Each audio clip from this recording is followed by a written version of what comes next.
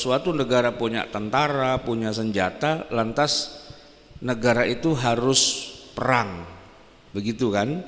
Nah begitu juga kita nih Islam, ada ayat-ayat Al-Quran yang bicara tentang perang.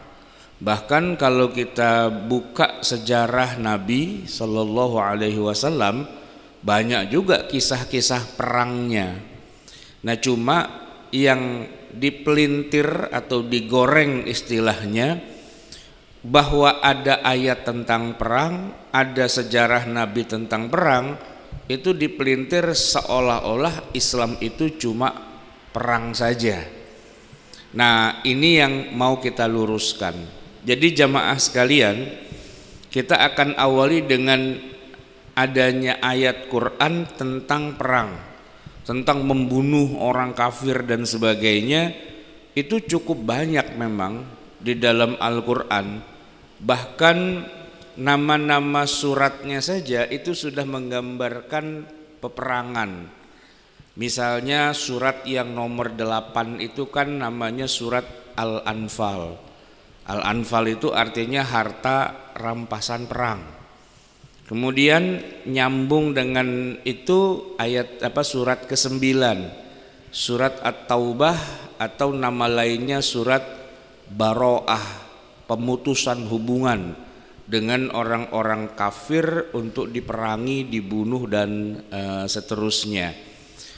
Nah kita juga menemukan misalnya ada surat As-Sof, artinya kan sof yang berbaris gitu kan.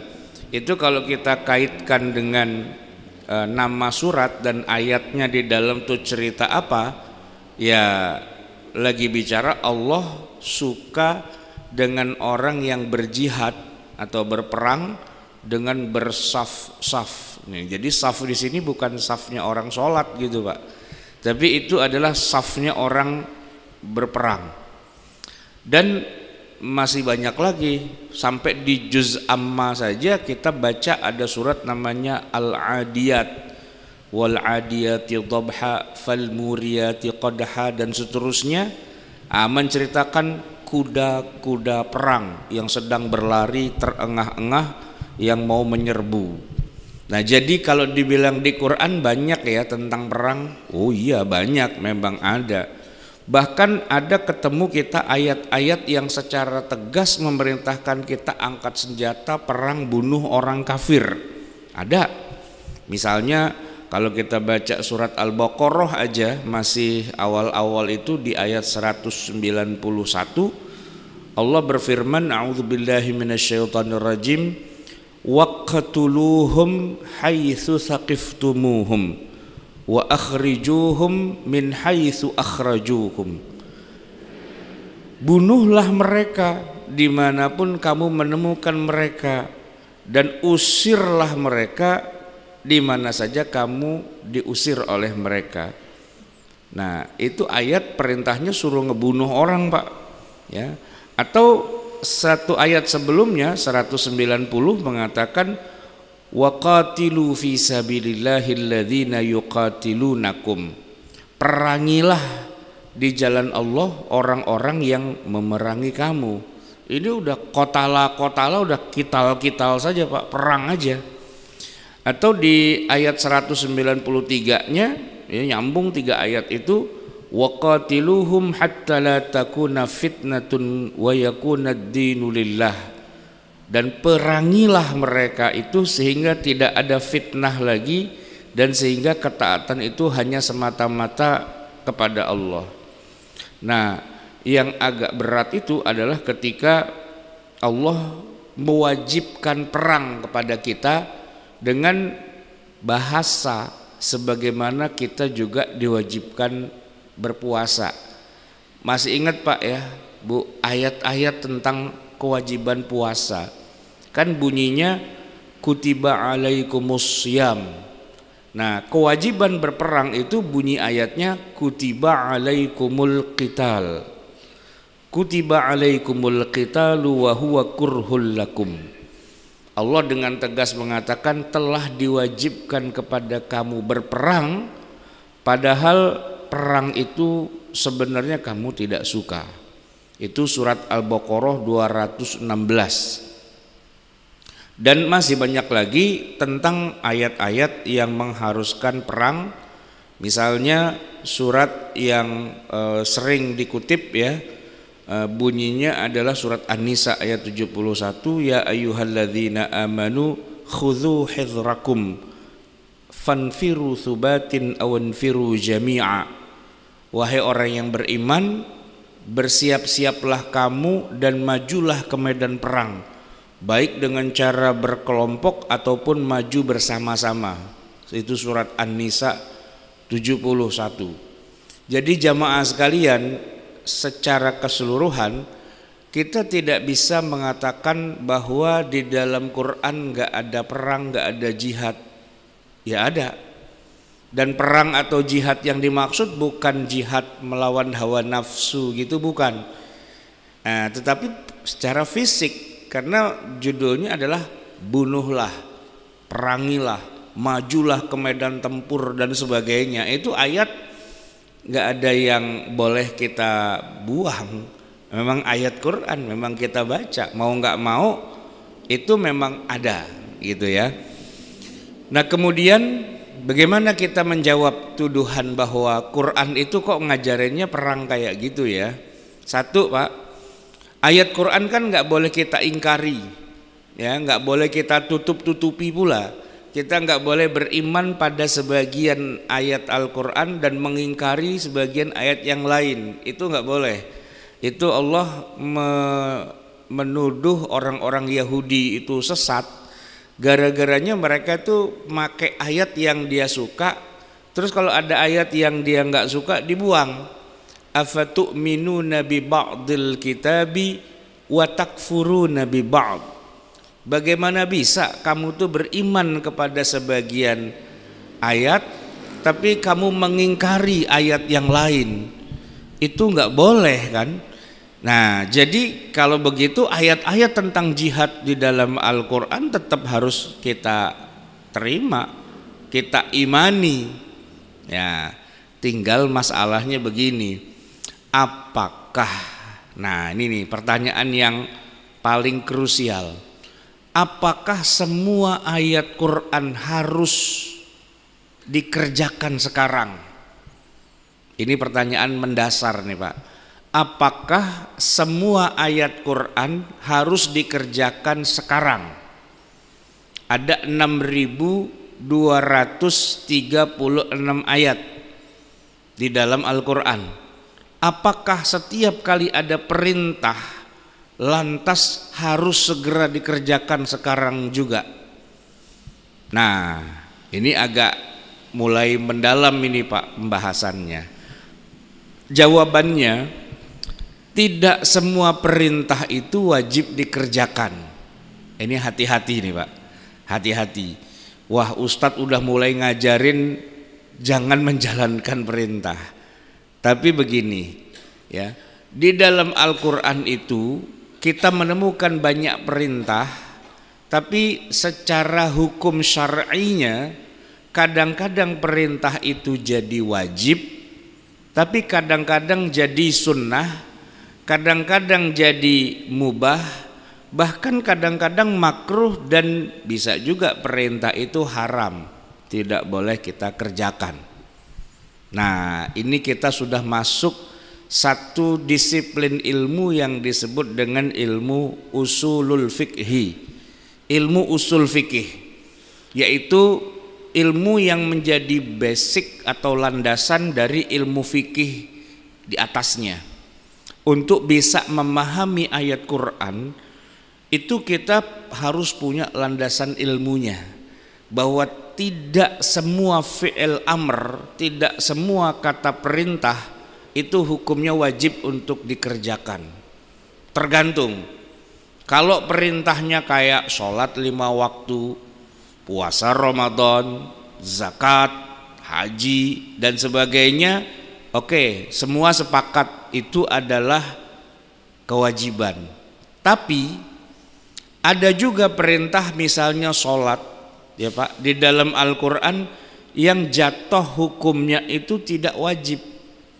Contoh, kita baca surat yang pendek saja, yaitu yang berbunyi potongan ayatnya fasolli li rabbika wanhar. Fasolli itu fi'il amr. Amr itu artinya perintah, sholatlah kamu. Tapi walaupun ayat itu memerintahkan kita sholat, hukum mengerjakan sholat itu tidak wajib di ayat itu.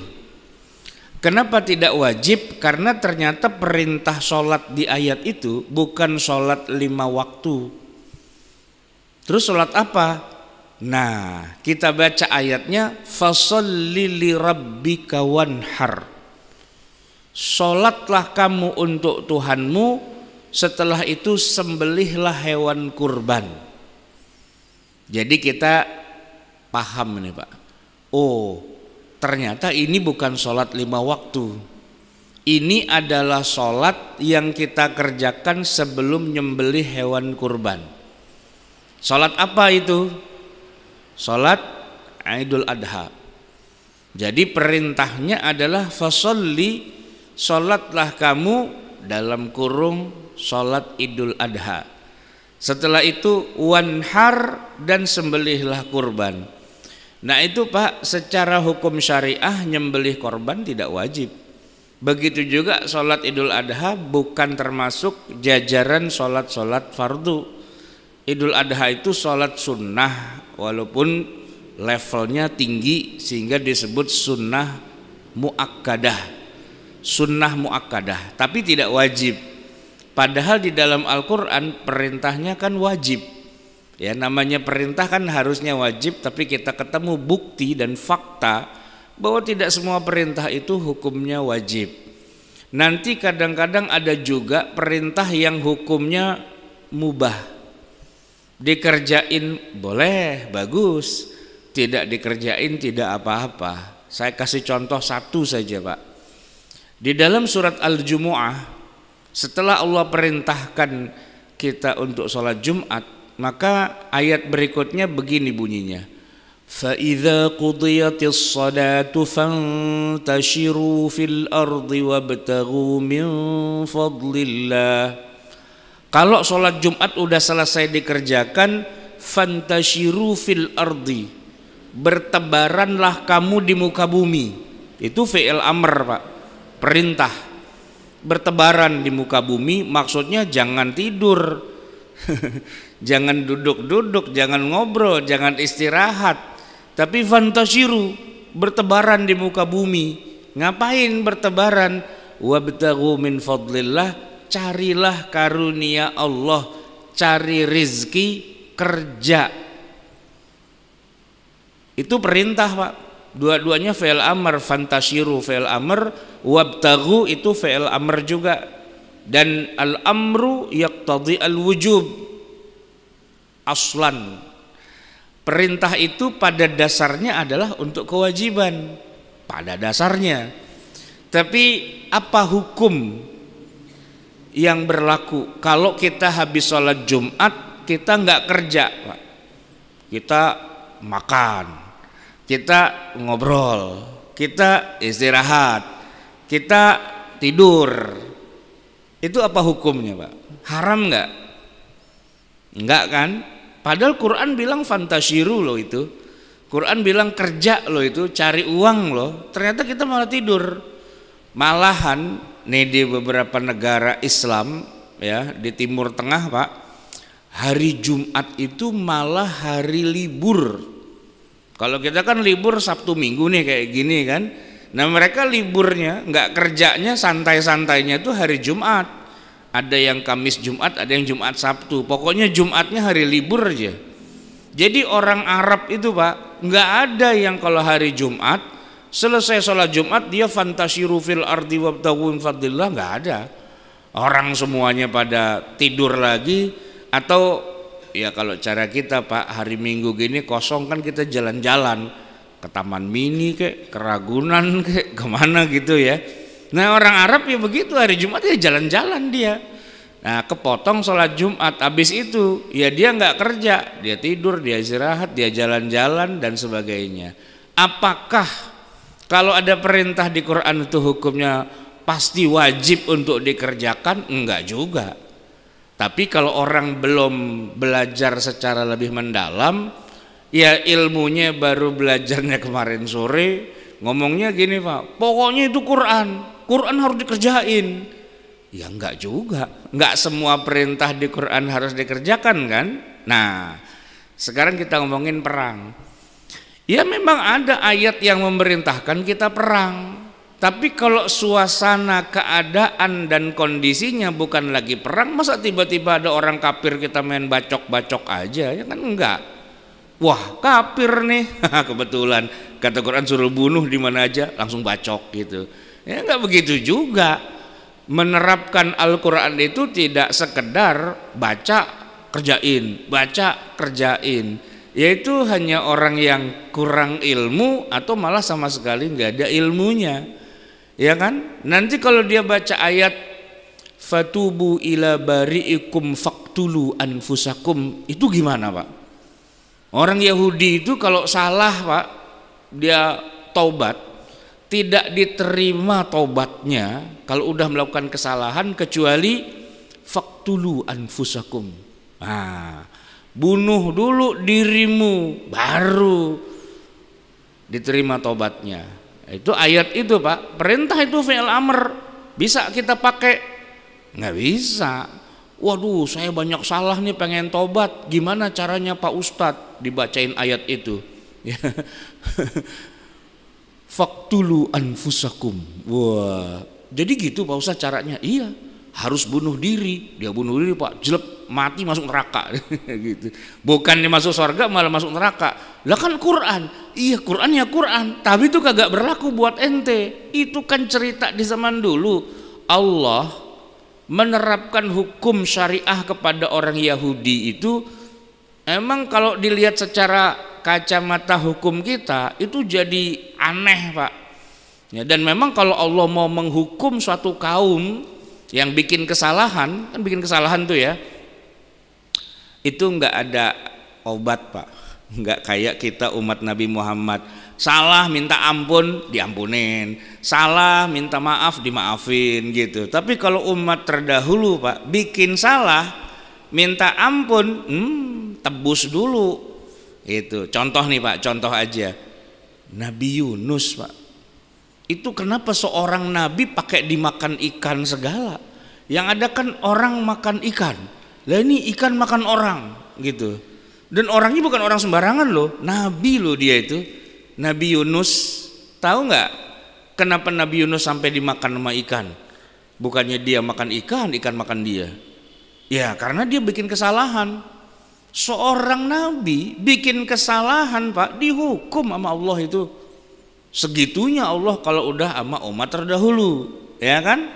Tapi coba lihat umat kita, umat Nabi Muhammad sallallahu alaihi wasallam, bikin kesalahan minta ampun diampunin, nggak usah pakai tebas nggak usah, udah diampunin aja selesai. Itu contohnya Umar bin Khattab radhiyallahu an, itu pernah bikin kesalahan dan dosa besar Pak, yaitu melakukan hubungan suami istri waktu puasa. Pernah, dan itu ada di ayat Al-Quran. Kalau kita baca surat Al-Baqarah dari 183, 184, 185, 186, 187, itu ayat ceritanya tentang Umar yang bikin kesalahan besar, jima dengan istrinya waktu lagi puasa. Pak, kalau orang lagi puasa jima sama istri, hukumannya apa? Suruh puasa 2 bulan berturut-turut kan? Atau kalau enggak sebelumnya suruh bebasin budak, atau paling tidak terakhir tuh memberi makan 60 orang fakir miskin, kan harusnya gitu. Nah tapi Umar taubat, dibebasin sama Allah, nggak usah pakai bayar-bayar. Tapi memang kasusnya ini agak beda. Zaman segitu Pak, kewajiban puasa bukan cuman siang tapi juga malam. Ya kalau kita nih alhamdulillah nih ya, disempurnakan syariat Islam, terakhirnya itu kita kalau puasa mulainya ba'da subuh. Nah, kalau orang di zaman Nabi, Pak, di awal-awal syariat puasa, puasa itu mulai diwajibkannya ba'da maghrib sampai maghrib. Jadi cuman dikasih waktu kira-kira setengah jam untuk berbuka, dan selesai berbuka langsung mulai puasa lagi. Jadi puasanya siang ya, terus sampai maghrib buka. Begitu selesai acara buka puasa langsung sudah start mulai puasa lagi. Jadi puasa tuh hampir 23 jam. Wah, luar biasa, berat banget itu puasa di awal-awal. Nah, di situ Pak ya, kalau sekelas Umar bin Khattab sih nahan lapar 23 jam dia kuat Pak, badannya kuat. Cuman kalau nahan yang satu itu, nah itu ribet Pak ya. Iman boleh kuat, Imron itu yang jadi masalah Pak. Itu, ini nggak bisa diatur nih Imron ya kan. Wah, bininya sih bilang jangan terbatal. Umar hajar juga tuh bini gitu kan. Begitu udah dihajar KDRT itu Pak ya kan, kekerasan. Ya kalau nggak keras kan nggak bisa, harus keras kan. Nah begitu udah selesai tuntas, Umar langsung istighfar, astagfirullahalazim, kan lagi puasa ini gitu Pak ya. Biasa penyesalan datang belakangan ya kan. Namanya Umar Pak, orang paling takut sama Allah gitu ya. Begitu dia bikin dosa segede gitu Pak, langsung dia lapor kepada Nabi. Berangkat saat itu juga, mandi janabah juga belum, langsung lapor sama Nabi, minta taubat, minta diampunin.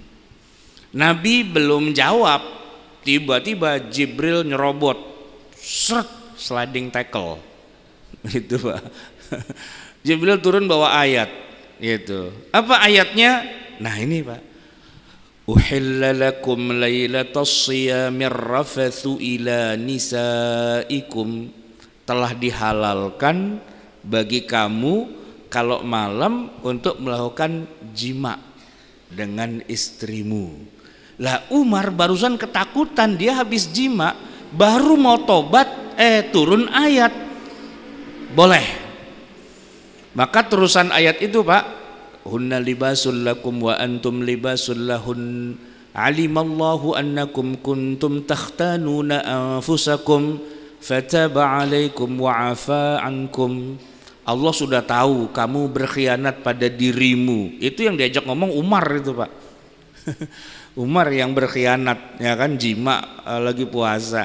Fataba alaikum wa afa ankum, Allah sudah terima taubatnya dan Allah sudah berikan maaf.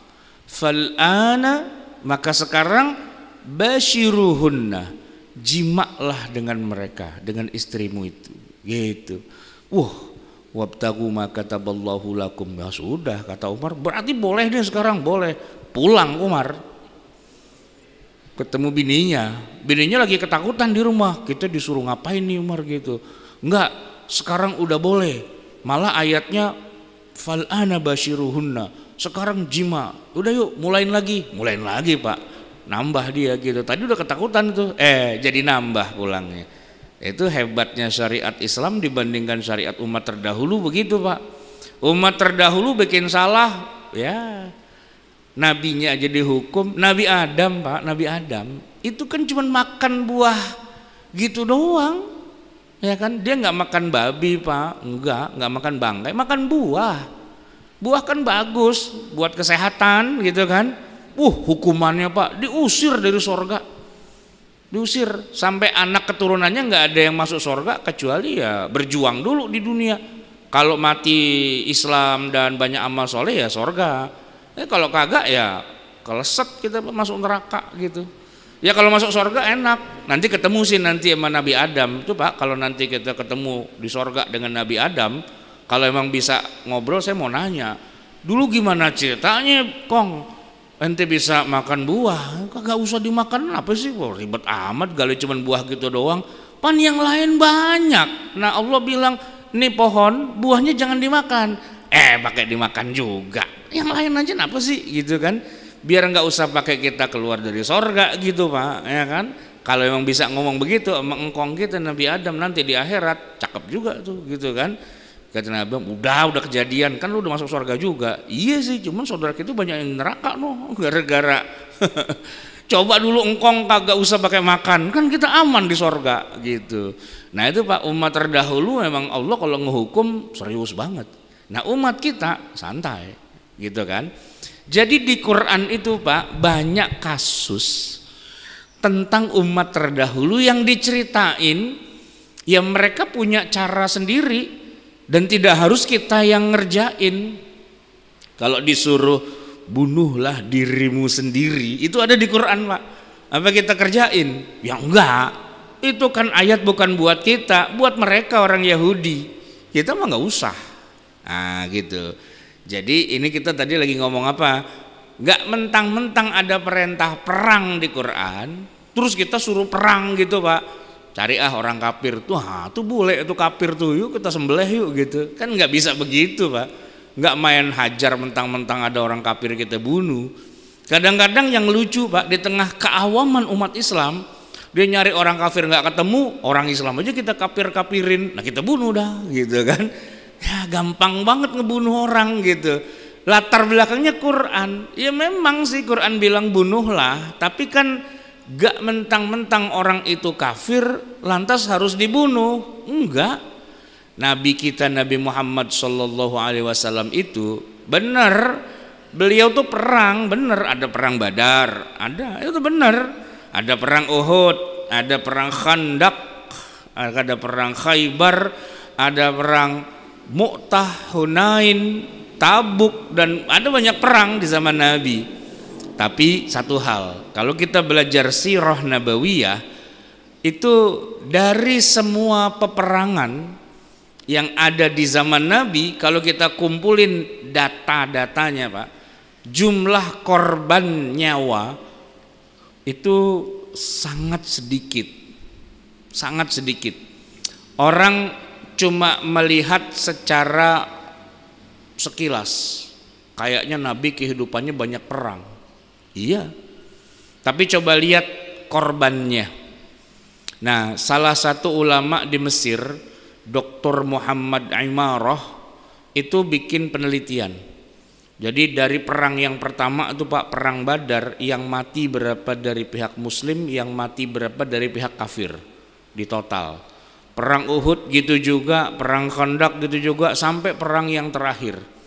Itu kalau dia jumlahin semua, yang jadi korban peperangan itu sedikit banget Pak. Yang mati maksudnya itu sedikit. Udah dari kalangan Islam ditambah dari kalangan orang kafir, selama 10 tahun ada masa perang itu, ternyata jumlah korbannya cuma 386 jiwa.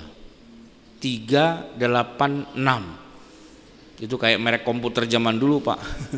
386. Padahal taruhlah perang Fathu Makkah gitu Pak ya. Fathu Makkah tuh pasukan musliminnya aja udah 10.000, ya kan? Dan lawannya ya memang satu kota Mekah itu kalau Nabi seandainya mau keluarkan perintah bunuh, bisa itu Pak. Satu Mekah disembelih semua itu bisa dan sah. Tapi Nabi nggak mau, ngapain gue jadi algojo bunuh-bunuhin orang gitu ya. Jadi oleh Nabi dikatakan idhabu fa innakum tulaqa, kalian saya bebaskan, nggak usah jadi tawanan, nggak usah bikin tebusan, kalian langsung bebas aja, mau masuk Islam boleh, kagak masuk Islam kagak apa-apa, terserah lu aja.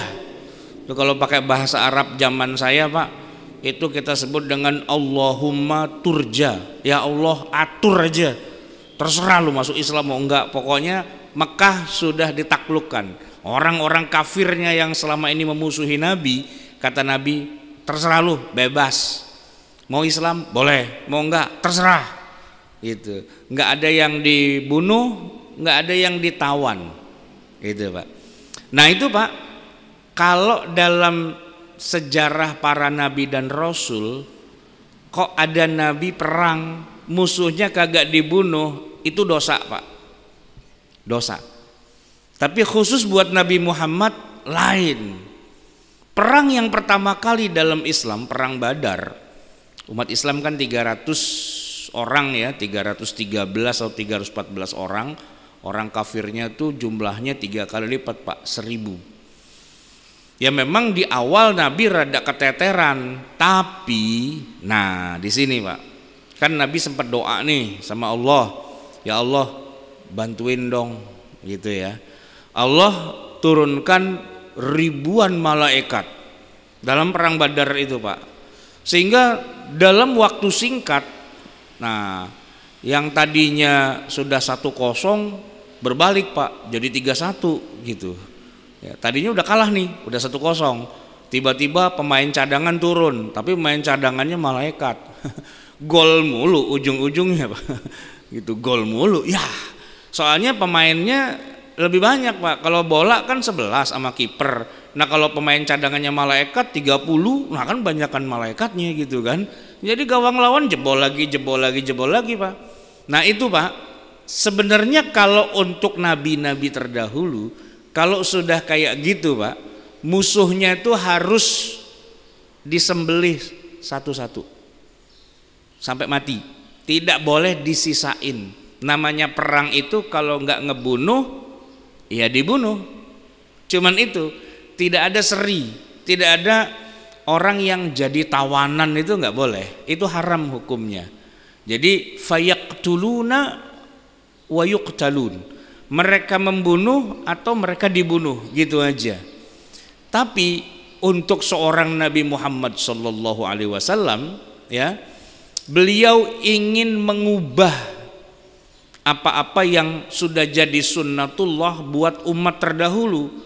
Dalam perang Badar itu, setelah Nabi melihat, lah kenapa pada keok nih orang kafir gitu ya, ya keok lah Pak.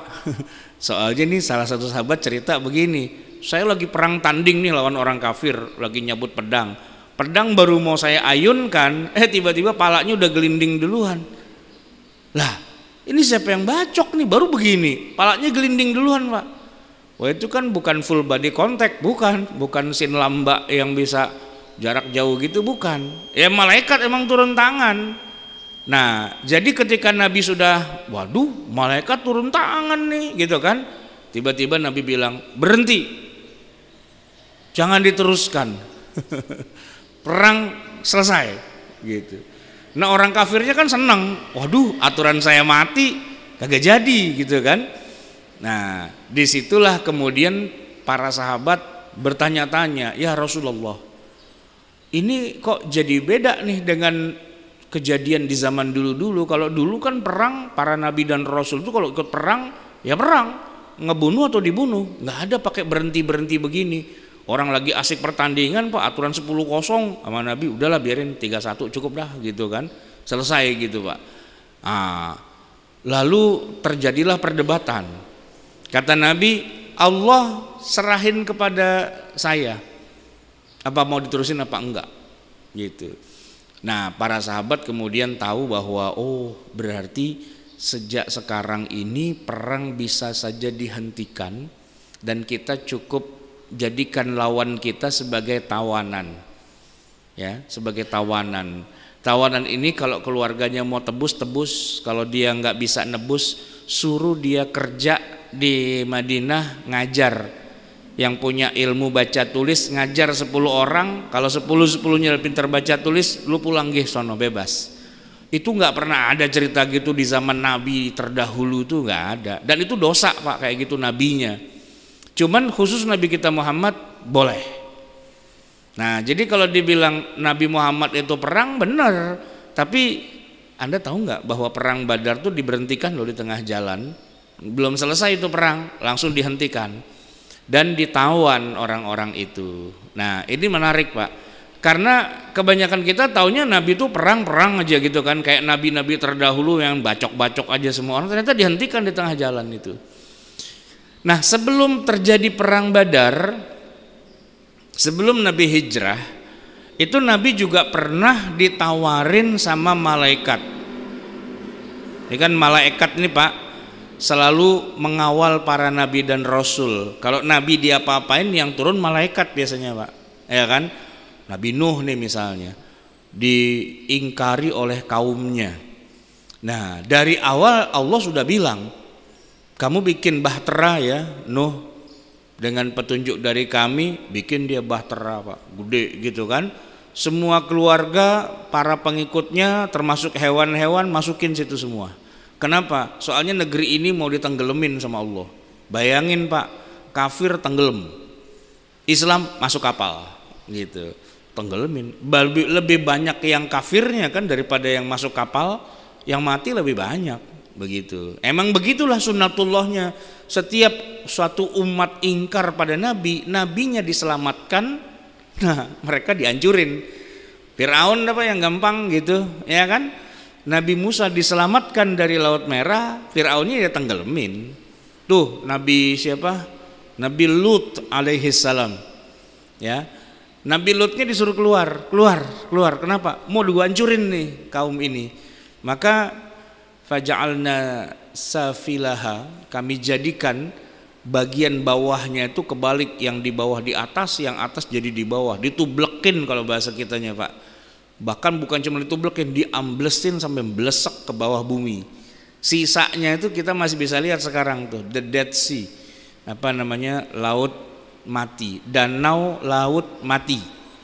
Itu dulunya di bawahnya itu Pak, itu negeri Sodom, yang orang-orang pada sodomi itu Pak, ya kan, kaumnya Nabi Lut gitu. Nah begitulah Allah kalau memperlakukan umat terdahulu. Kalau mereka salah, mereka ingkar pada nabi, nabinya diselamatkan, merekanya dihancurin gitu. Nah kejadiannya hampir terjadi nih Pak di zaman Nabi Muhammad ketika Nabi mau hijrah ke Taif.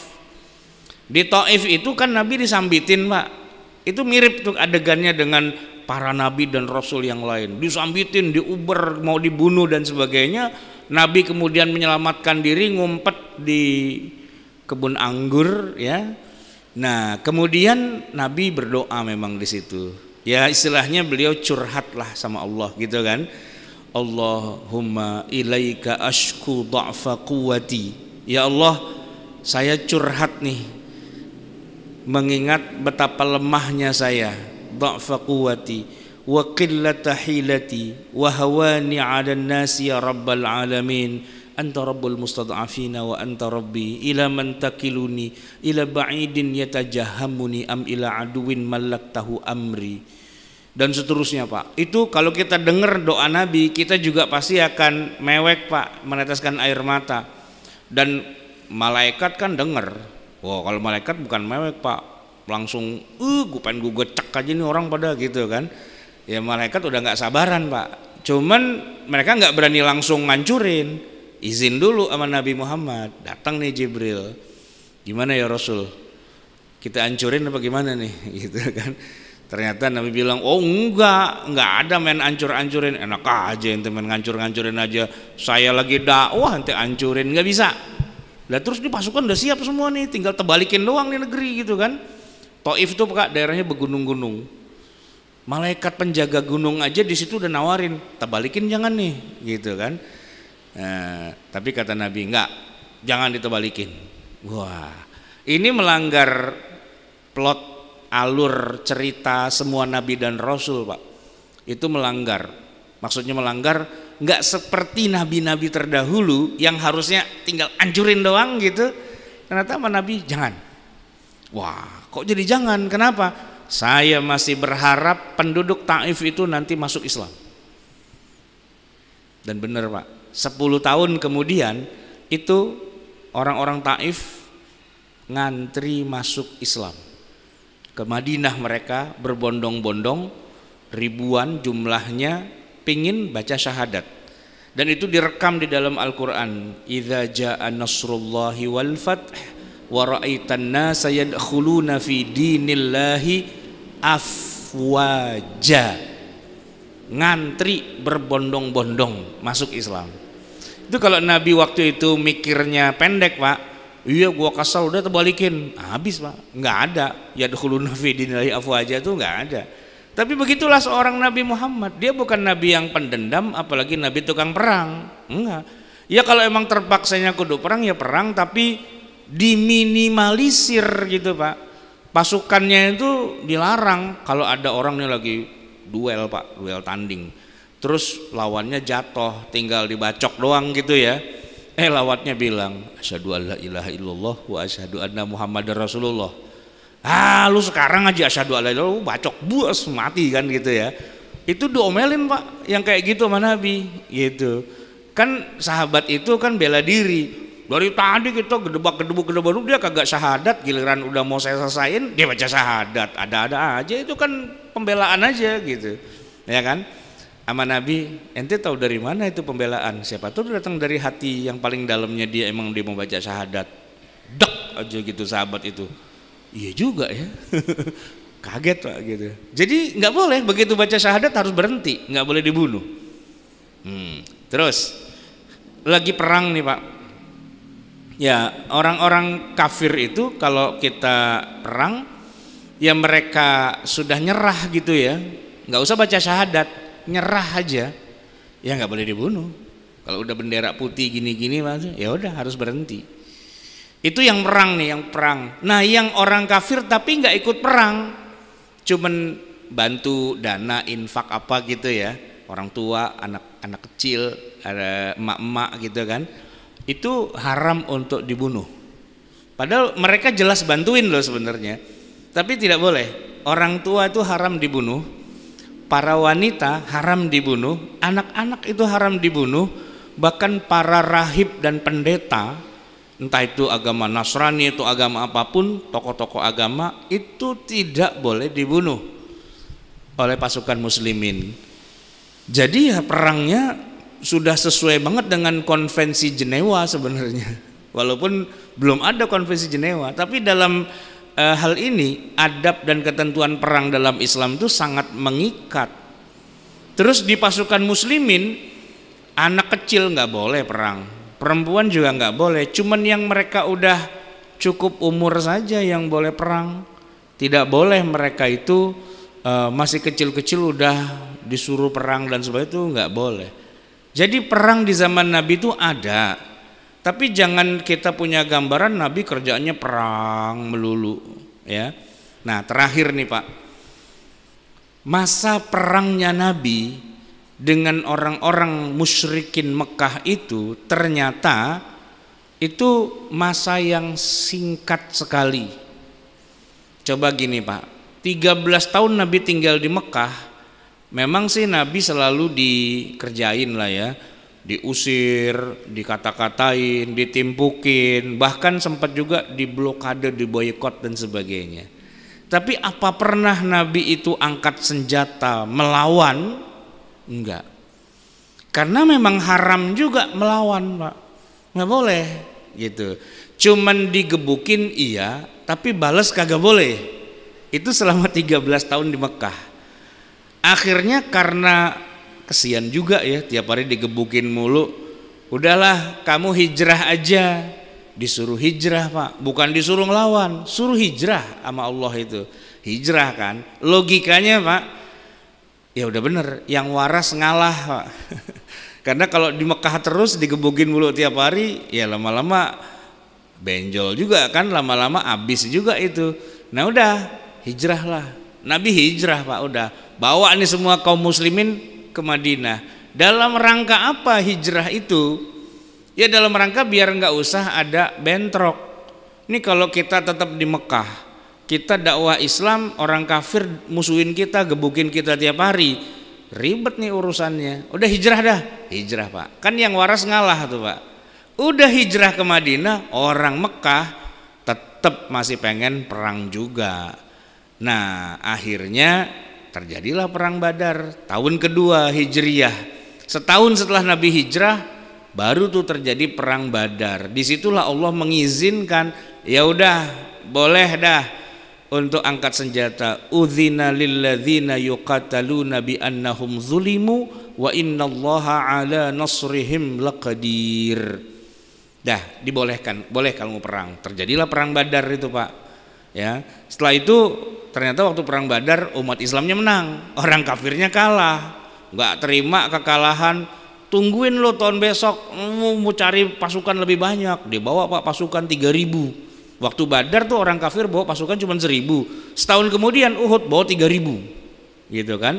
Nah pada waktu perang Uhud itu ya boleh dibilang yang menang orang kafir dah, karena umat Islamnya banyak yang wafat, gugur sebagai syuhada seperti Hamzah dan sebagainya, gitu kan. Nah udah perangnya 2 kali tuh. Udah kan selesai, orang kafir musyrikin Mekah udah puas, Nabi juga udahlah, udah satu sama nih kedudukan skornya, gitu kan. Nggak tahu gimana tiba-tiba di tahun kelima terjadi perang lagi. Ini gara-gara orang munafik Yahudi di Madinah nih yang ngompor-ngomporin, sehingga orang Mekah kemudian semangat lagi memerangi Nabi dan ngajakin orang-orang musyrikin Arab yang tinggal di padang pasir semua tuh, terkumpullah pasukan 10.000 mau menghabiskan Madinah, gitu. Tapi oleh Nabi ternyata berhasil dihadang dengan bikin parit, ya kan. Perang Khandak itu Pak tahun kelima jumlahnya doang banyak, yang korban nggak ada, karena perangnya boleh dibilang nggak jadi perang. Persiapan doang Pak, lama 3 bulan itu persiapannya. Begitu udah sampai, yang sono nggak bisa nyebrang kemari, yang sini juga ngapain kita nyerang ke sono, udah kita bertahan aja di sini di dalam Madinah Pak, main kuat-kuatan Pak. Orang kafir Pak jumlahnya 10.000, tapi camping Pak di tenda. Kalau camping 2 hari mah enak, nah kalau camping 3 bulan Pak kagak selesai. Lama-lama persediaan makan mereka habis. Tahu sendiri Pak ya, kan kalau di zaman segitu tinggal di tenda di padang pasir itu, kalau makan cari warung padangnya di mana? Kagak ada warung padang Pak, ya kan? Bapak kebayang nggak tinggal di padang pasir di tenda ya selama berhari-hari berminggu-minggu gitu Pak, ya kan persediaan makanan lama-lama tipis, ya kan? Saya mau tanya nih Pak, ada yang tahu nggak mereka tuh kalau bawa persediaan makanan bentuknya apa? Makanannya onta. Jadi mereka bawa onta, 1 ekor onta disembelih itu buat bisa ngasih makan 100 orang untuk makan sehari, makan pagi, makan siang, makan malam gitu ya. 100 orang 1 onta. Bapak bisa hitung dong, kalau 100 orang 1 onta, nah kalau 10.000 berapa onta? 100 kan? Ya enggak? 100 sehari 100 onta Pak. Nah dia mau bertahan berapa hari di situ nyembelin onta setiap hari, ya kan? Nah, lama-lama ontanya habis Pak. Nah kalau ontanya habis terus makan apa kita? Masa mau pesan GoFood? Kagak ada, gitu. Jadi persediaan makan mereka habis Pak, gitu. Ya kan? Nabi mah di dalam kota Madinah, kita mah kipas-kipas saja, kita hidup aman, makmur, damai, sentosa, sejahtera, bahagia. Ya kan, dia kagak berani masuk sini, kita juga nggak usah nyerang ke sono, kita diemin aja. Lama-lama dia pulang sendiri Pak, pada bubar, digulung, udah pulang yuk. Kenapa? Susah, kita nggak bisa nembus, lagian makanan habis mulu nih di sini. Lu kerjaannya makan mulu sih lu pada. Ya kan namanya prajurit Pak, mau perang masa kagak makan, suruh puasa, ada-ada aja ya pada makan setiap hari. Nah konsumsinya habis Pak, gitu loh. Ya kan pulang perang Khandak itu, ya kan. Jadi perang Khandak cuma namanya doang Pak, Khandak gitu, perang Ahzab, 10.000 pasukan Pak, udah gitu kelaparan, ya kelaparan pulang udah selesai gitu, ya kan, diselesaikan dengan cerdas gitu apa Nabi, selesai udah bubar, pulang pada gitu. Jadi itu perang Khandak itu hampir boleh dibilang tidak ada korban kecuali ya cuma 2-3 orang aja, gitu kan. Itu tahun kelima. Nah tahun keenam terjadi yang namanya gencetan senjata perjanjian Hudaybiyah.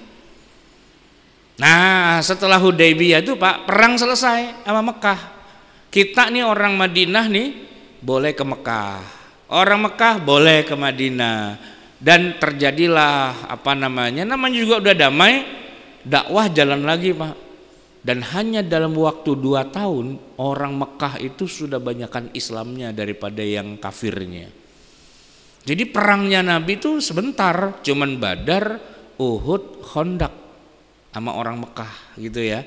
Nah kalau sama yang lain-lain, sama Yahudi sama itu emang lain lagi. Tapi dengan musuh bebuyutan paling dasar, kalau film Batman tuh Jokernya gitu Pak. Nah itu cuman dari tahun kedua sampai tahun ke-6 itu aja. Setelah itu udah damai, sudah gak ada perang lagi gitu kan. Nah kalau kita tahu kisah perang di zaman Nabi, tentu kita tidak akan mengatakan bahwa Nabi Muhammad kerjaannya perang melulu. Ya enggak, karena Anda enggak tahu aja sirah nabawiyah. Jadi nuduhnya gampang aja, main tuduh aja. Tuduhlah aku gitu kan. Nah kita jawab, ada perang tapi enggak segitu yang kamu pikirkan. Ada perang tapi jumlah korbannya sangat sedikit, yang terbunuh sangat sedikit, yang orang boleh dibunuhnya cuma sedikit gitu kan. Dan masa perangnya juga cuma sebentar. Selebihnya Nabi dakwah ke berbagai penjuru dunia, rata-rata itu diterima agama Islam di sana bukan dengan cara perang, bukan. Ada 1-2 perang itu ada, tapi kebanyakannya para sahabat Nabi itu ketika datang ke berbagai pusat peradaban umat manusia, entah ke negeri Syam, entah ke Yaman, entah ke Irak, entah ke Mesir, entah ke Afrika, itu semua dalam konteks dakwah dan bukan perang gitu.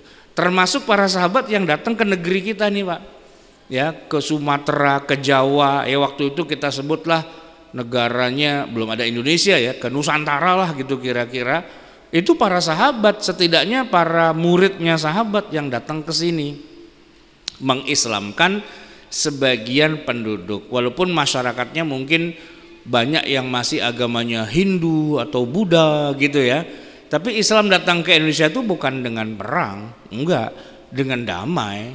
Jadi tidak pernah terjadi perang antara kaum muslimin dengan orang Hindu atau dengan orang Buddha, enggak kan? Dalam sejarah nasional kita, sejarah nenek moyang kita tidak mengenal ada perang umat Islam lawan Hindu lawan Buddha, enggak ada gitu. Cuman memang yang jadi masalah gini Pak, Jawa nih ya, Pulau Jawa, pusat-pusat kerajaan Hindu kan pada bubar. Ya dulu kan ada Majapahit gitu ya, ada Mataram, yang masih agama Hindu atau Buddha itu Pak, itu pada bubar. Nah justru yang umat Islam ini malah pada maju, ya kan, jadilah tuh kerajaan-kerajaan Islam. Ada yang namanya kerajaan Demak, ya kan, itu udah Islam tuh Pak gitu. Nah kalau kepada kerajaan Majapahit hubungannya baik-baik aja. Anggota keluarga kerajaan Majapahit banyak yang diislamkan, anak cucunya yang kemudian menikah dengan umat Islam, dan akhirnya yang Hindu, yang Buddha gitu ya, itu lama-lama tersingkir Pak. Tersingkir tapi bukan dengan perang. Ya karena kerajaannya dia bubar, mau ngapain lagi kita di sini gitu kan. Seandainya dia mau tinggal boleh, cuma nah di zaman itu mereka bilang kita mau ngumpul seturuan kita aja dah ya. Pulau Jawa pada bergerak ke arah timur, ke timur, mentok sampai Banyuwangi Pak. Nah di Banyuwangi itu sebelah sononya ada pulau yang kita kenal sebagai Pulau Dewata, Pulau Bali. Nah pada ngumpullah di situ di Bali ya kan. Itu menjadi benteng pertahanan terakhir mereka, karena tanah Jawa yang tadinya pusat-pusat kerajaan mereka udah pada bubar, malah lebih banyak umat Islamnya yang mereka pada ke Bali dah gitu ya kan. Jadi Bali itu identik dengan pulau yang mayoritas agamanya Hindu ya kan, Hindu Bali dulu tapinya Pak. Nah sekarang Pak di Bali banyakkan orang Islamnya juga. Gara-garanya orang Madura lah pada kesono, orang Jawa lah pada kesono, orang Padang aja jualan Padang, nasi Padang di sono Pak gitu. Akhirnya Bali itu banyakkan orang Islamnya juga ujung-ujungnya. Kalau zaman dulu kita tur ke Bali, kita bingung nyari makanan yang halal. Kalau sekarang mah tiap pojokan makanan halal semua di Bali. Jadi kalau orang Hindunya bilang, lu gue udah jauh-jauh kemari, lu pakai kemari juga lagi ya gitu ya. Jadi sudah terjadi Islamisasi di Bali. Kalau di Bali kita dengar kumandang suara azan tuh biasa gitu ya, sudah banyak. Cuman asiknya lagi orang Hindunya juga ya udah santai aja. Orang Hindu Bali yang penting turis banyak, selesai gitu. Masalah orang banyak yang pada masuk Kristen lah, masuk Islam atau nggak beragama, bodoh amat. Yang penting turis jalan gitu kan. Nah, jadi Islam sampai ke Indonesia tuh dengan aman, tidak ada pertempuran apa dan sebagainya, nggak ada. Nah makanya Pak, hari ini kalau ada umat Islam yang ingin mengkampanyekan Islam itu adalah perang, perang, dan perang, ini kita jadi ketawa sendiri. Kenapa? Nggak ada riwayatnya Islam itu menyebarkan agama dengan perang. Kenapa lu pada perang? Ternyata Pak, itu ideologi dikit-dikit perang itu ideologi impor dari Timur Tengah. Nah Timur Tengah sekarang ini memang gudangnya senjata, ya. Orang di sono tuh senggol bacok, nggak cocok bom gitu. Kalau kita kan di sini nggak cocok nyinyir doang gitu. Di sono bukan nyinyir Pak, nggak cocok nih, nggak demen, dibom aja sekalian gitu. Kalau kita kan enggak, kita masih mending Pak, kita enggak demen sama orang, kita hina-hina, kita bully, tapi di sosial media gitu kan, enggak napa-napa. Asal orang yang enggak punya sosial media juga dia kagak tahu, ya kan. Ada Pak orang-orang yang tiap hari dihina-hina terus, tapi dia santai aja. Saya bilang, hebat banget ente dihina-hina orang, ente bisa santai. Dia bilang, emang saya dihina ya? Saya kagak tahu, itu di medsos ente dijelek-jelekin. Lah saya kan enggak punya medsos gitu. Iya sih, bener juga Pak. Ya kan ngejelek-jelekinnya di medsos. Nah dia nggak punya medsos, nah, santai aja dia hidupnya gitu kan. Selesai udah. Nah kalau dia punya medsos juga nih, orang hina dia bales, ya perang tuh Pak, perang di medsos gitu kan. Nah kalau dia nggak punya medsos kan selesai urusannya gitu kan. Tapi itu di Indonesia Pak. Kalau di Timur Tengah, di Gaza, ya di Beirut, di Lebanon itu ya, di Afghanistan, di Suriah dan sebagainya, nggak demen, bukan pakai media sosial Pak, bawa bom datang ke rumahnya, dibom orangnya jeder mati gitu kan. Keluarganya kan nggak terima, siapa yang ngebom? Dia balas lagi Pak, bawa bom lagi, tembak lagi, jedor mati gitu kan. Keluarganya nggak terima, siapa lu? Bom lagi, bom begitu. Tiap hari kerjanya gedebak aja Pak. Yang seneng siapa? Yang jualan senjata, seneng banget Pak yang jualan bom, karena dia jual sama kelompok sini, jual juga sama kelompok sono gitu, ya kan.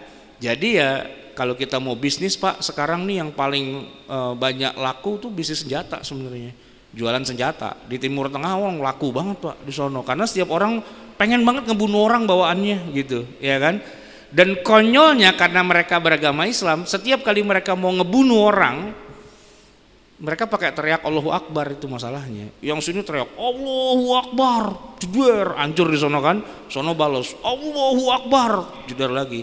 Nah orang Arab kan apa-apa emang Allahu Akbar Pak. Orang gol aja Allahu Akbar gitu. Gol, Allahu Akbar, Allahu Akbar. Apa urusannya lu gol Allahu Akbar gitu kan. Ya memang begitu Pak, latah gitu kan.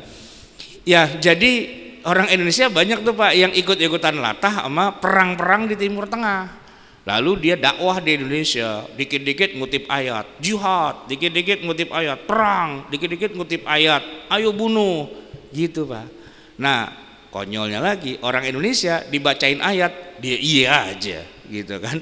Padahal itu kan ayat kasusnya tertentu di zaman Nabi, nggak mentang-mentang dibacain langsung udah dah gue pengen ngasah golok, pengen ketemu orang kafir udah pengen bacok aja bawaannya gitu Pak. Habis ngaji Pak pulang ngasah golok gitu. Kenapa? Kata Ustadz setiap satu nyawa itu kita dapat bidadari gitunya begitu. Dibohongin gitu mau aja. Padahal kan nggak begitu. Agama Islam itu bukan yang dikit-dikit bacok, dikit-dikit bunuh, ya kan. Nggak boleh lihat orang kafir sedikit Pak, baunya mau sunatin aja begitu, ya kan. Nah kan bukan ajaran Islam gitu sebenarnya. Cuman kita gampang ya diprovokasi memang. Apalagi kalau sudah pakai main kutip ayat Quran. Wah udah langsung puyeng dah Pak orang kita, ya kan. Dibacain Quran langsung puyeng Pak, kelayangan. Itu kayak jin lagi masuk ke tubuh seorang dirukyah gitu, kelayangan tuh Pak jinnya itu.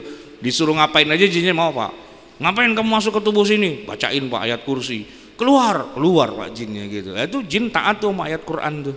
Nah kita modelnya kayak gitu juga Pak, dibacain ayat Quran langsung iya aja. Padahal dia nggak tahu ayat Quran itu maksudnya apa dan sebagainya, dia nggak paham konteksnya di masa Nabi, tapi main kerjain aja. Ya begitulah, namanya juga orang awam, kita harus maklum lah.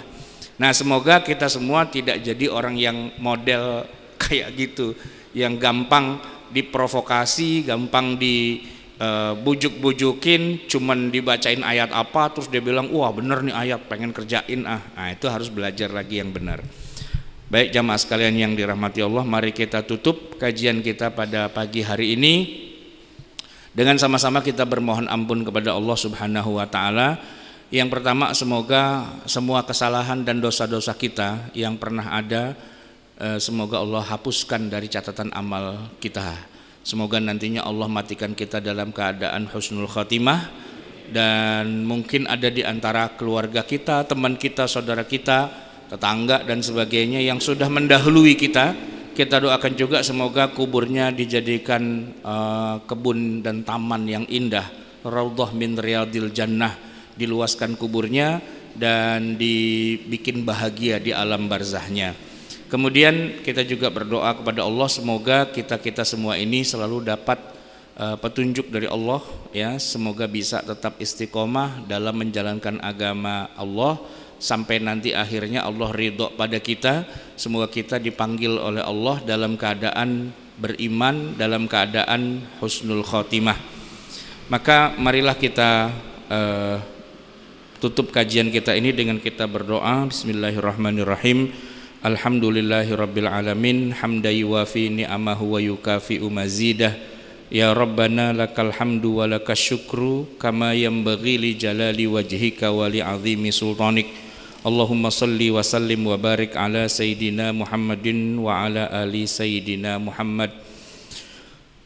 Rabbana zalamna anfusana wa illam taghfir lana wa tarhamna lanakunanna minal khasirin. Rabbana amanna bima anzalta wattaba'na ar-rasula faktubna ma'asy syahidin.